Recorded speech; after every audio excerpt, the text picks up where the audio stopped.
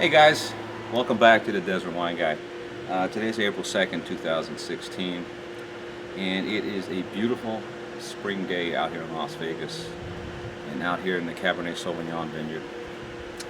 Today I want to show you guys a couple of things in the vineyards, and I'm hoping some of the stuff can kind of educate people out there who really are just thinking about starting a vineyard or maybe thinking about starting up growing some grapes. Not that I'm anything advanced, believe me, but I owe everything I know to people online in vineyards that have actually posted videos. So what we're going to do, this time of year, the Cabernet Vineyard,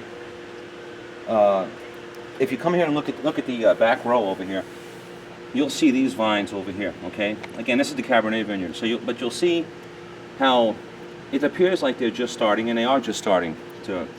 A lot of bud break on here. I don't know if the camera can zoom in and get some of these buds right here. But there's a lot of bud break still on here. And if you come down here to these, you'll see the same things going on down here. Here's some of these are dead, but if you really get a close look, you'll see there's some white tips starting on each of these buds. And it's just very slow on this back wall.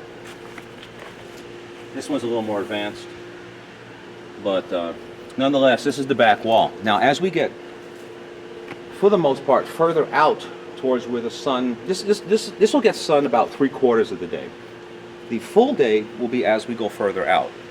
So, as you come down here, you'll see these that are a little further out off the back wall, and you'll see how more advanced and developed these are. Here you have some buds starting down here. If the camera can pick that up. And you can just basically see the cordons are more advanced. The buds are more advanced, and they're coming up further. Again, it's still kind of a mix over here, as you can see down here. These buds are starting to, they're, I don't know, I'd say about 2 weeks away from bud break still. Whereas down here, you already have bud break and you have some leaves. Now these were planted last year. So you'll notice that there's no cordons on these yet. And what I'm going to do, there probably won't be any cordons develop on these until I'd say this, middle of the summer, and then I'm going to determine what I want to keep as my cordons and probably go ahead and prune off the rest. So if we can go back out here now, which is closer to the full day sun, you'll see that again. These, if the camera can pan across. These are almost all more advanced than the ones we saw in the last 2 rows going towards the back wall. Now, I want to point out something that I did here when I was pruning last year. I did it by accident. I ended up taking half of my cordon and accidentally cutting it off. So we have one part of a cordon here, which is growing very nicely. We got about fist width apart from the buds, which is where they should be. And now I am left with a choice later on, maybe towards the early summer, as to which I'm going to use for my new end of my cordon. So what I want to look for is a thick branch, okay, a thick lateral that's coming up. This is fairly thick. The buds seem fairly nicely spaced apart. I also have this one down here that's really nice. So what I'll do is I'll wait till I actually can determine what I want to use definitively, and then I'll just go ahead and I'll just lay it down. And that'll be the second part of the cordon. Now I like to come up to the front row. Again, these vines over here in the front row are the vines that get the most sunlight. From the minute the sun comes up almost, these vines up front are getting the sunlight. As you can see, they're way more developed, way more consistent than the ones as we go back further. You do have some buds over here, as you can see.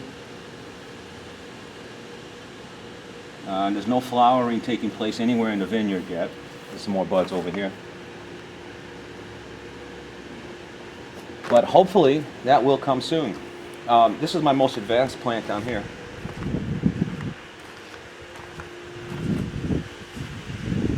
And what I'm starting to do is I'm starting to train them inside the guide wires. What's eventually going to happen, what's eventually going to come out of this, is these branches are going to come up. and they won't have a chance to fall anywhere because these will be tightened a little bit later on as they grow up, and they'll grow up here. Now you can see they're already hooking on here, which is a good thing. That's what I want. And this can get tucked in here, and that'll be the next step, the next phase in these branches coming straight up through these guide wires. So that's about it, guys. There's some more grapes on here I want you guys to see too. There's a nice bunch right here of buds right now. Like I said, there's no flowering in the Cabernet Vineyard yet. But I think that's about it. I hope you guys understand how to make the cordons. In fact, if we can, I'd like to go back to the cordon, the one with the cordon issue one more time. So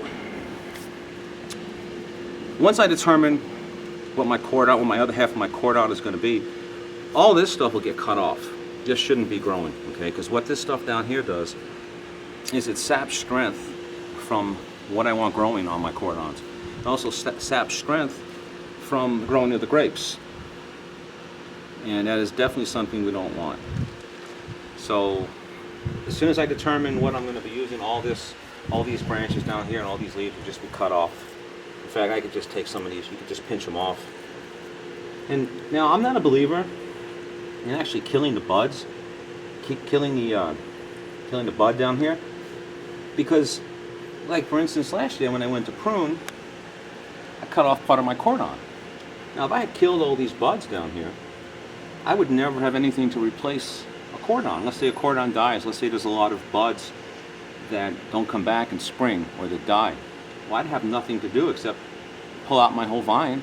And the stage, this is about a 3-year-old vine, 3-year-old, 4-year-old vine, and the roots go pretty deep. And if you look at my first few videos, you'll see what I have to dig through in order to make a big enough hole to plant these. So I hope that's about it, guys. I hope you guys learned a little something today, and kind of also doubles as an update on my Cabernet vineyards. So until next time, guys, thanks for checking in with the Desert Wine Guy, and I'll see you later.